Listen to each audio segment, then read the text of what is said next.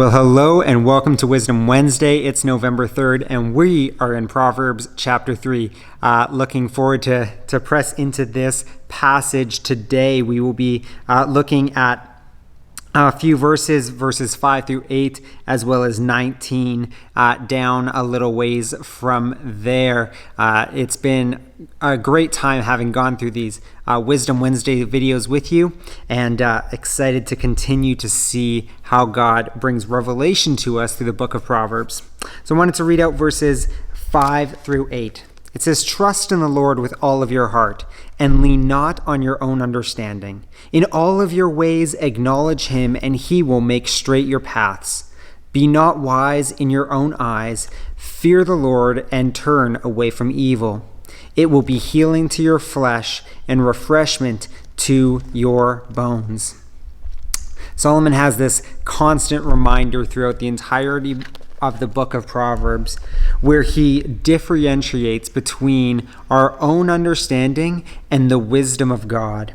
And as we read, he actually says that blessed is the one who finds wisdom and the one who gets understanding, for the gain from wisdom from her is better than the gain from silver or the profit from gold. So much more precious than jewels, nothing compares with the wisdom of God.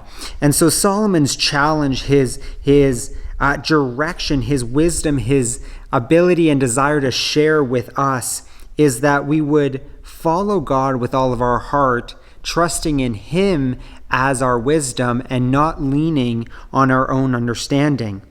And he says that when we do that, we will actually be able to walk efficiently in things that we're doing in our lives when we trust and pursue the wisdom of God rather than try to lean upon our own understanding.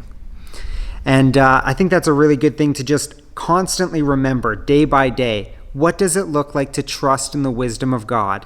And that doesn't mean that we actively try to live stupid lives where we don't see ourselves as intelligent individuals who have wisdom and intelligence to share, but to recognize God's position in our lives, that we might seek him as our wisdom, and that when he's revealed that wisdom to us, that we would be mindful and applicable in pursuing it.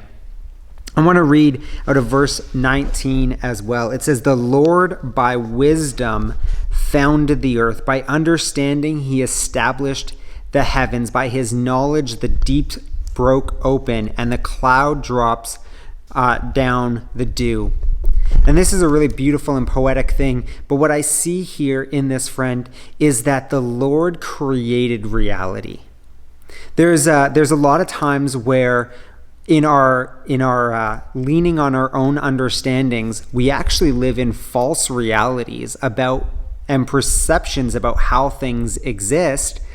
But in reality, Solomon says that the Lord by his wisdom founded the earth. By understanding, he established the heavens. He established that which is around us. And so as the creator, he has the greatest handle on that which is tangibly real.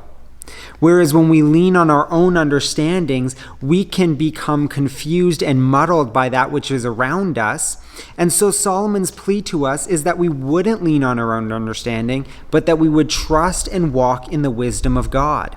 He's the one who developed it. Imagine a board game, and someone's developed a board game. And then, as someone who's playing the board game, you just make up all your own rules and perceptions of how you play the game. And you think, this game's pretty dumb. But then you go back and you read the rule book, and you're like, oh, I see what was going on. That's what Solomon's indicating here. God created the heavens and the earth by his wisdom and by his understanding. By his knowledge, he causes the seasons to come and go. He causes the rains to fall.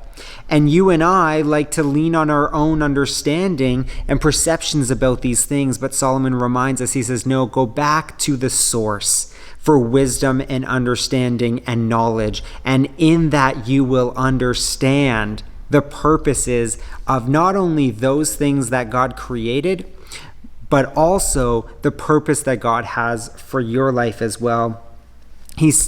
goes on, he says, "My son, do not lose sight of these. Keep sound wisdom and discretion, and they will be life for your soul and an adornment for your neck." And I think this is really an interesting use of the word discretion. He says to keep sound wisdom and discretion. And so wisdom, sound wisdom, is that which is founded on God. We've read that in verses 5 through 9. We can see it again in verse 19. Next week in Proverbs 10, we're going to talk about wisdom being founded in God as well. And so we see that there is this holding to sound doctrine, sound wisdom by God. And then it says, and discretion. I wanted to read this quote for you about discretion. It's just under dictionary.com. It's the definition for discretion. It says, the quality of behaving or speaking in such a way to avoid causing offenses or revealing private information.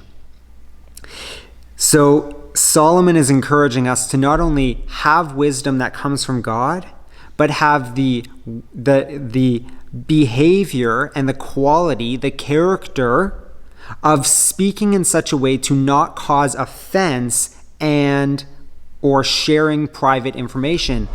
The other way we can look at that is being someone who gossips, but rather being someone who is trustworthy and wise about what is spoken.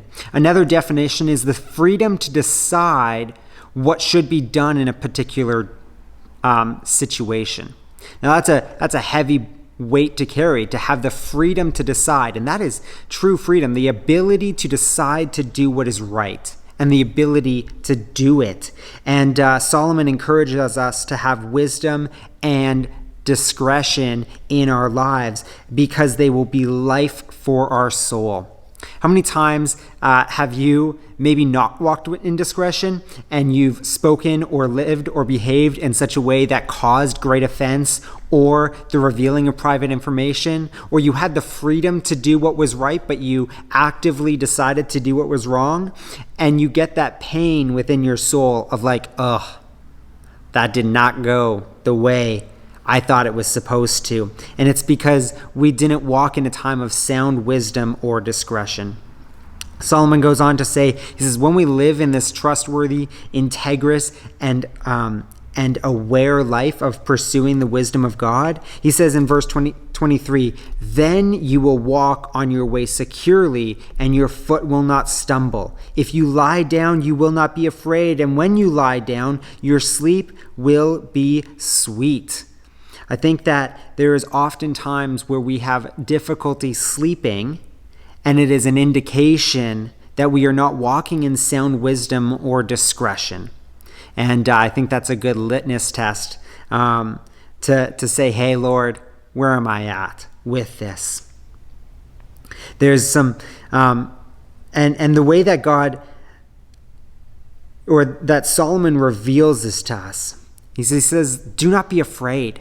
Those who walk in the wisdom and the discretion of the Lord have no need to be afraid. That doesn't mean that bad things or challenges or obstructions don't happen or exist or step into our lives, but that when they do, we're not afraid of dealing with it, because if we know what wisdom is and we understand that we have discretion in how to do right and do correctly according to God, then in all situations we can look to God for his wisdom.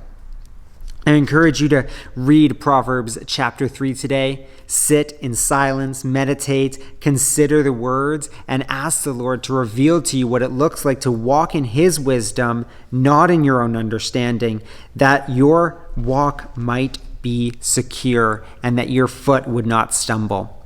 Anyways, there we go, Proverbs chapter 3. Hope you enjoyed today's topic, and I'll see you next Wednesday as we explore Proverbs chapter 10. God bless.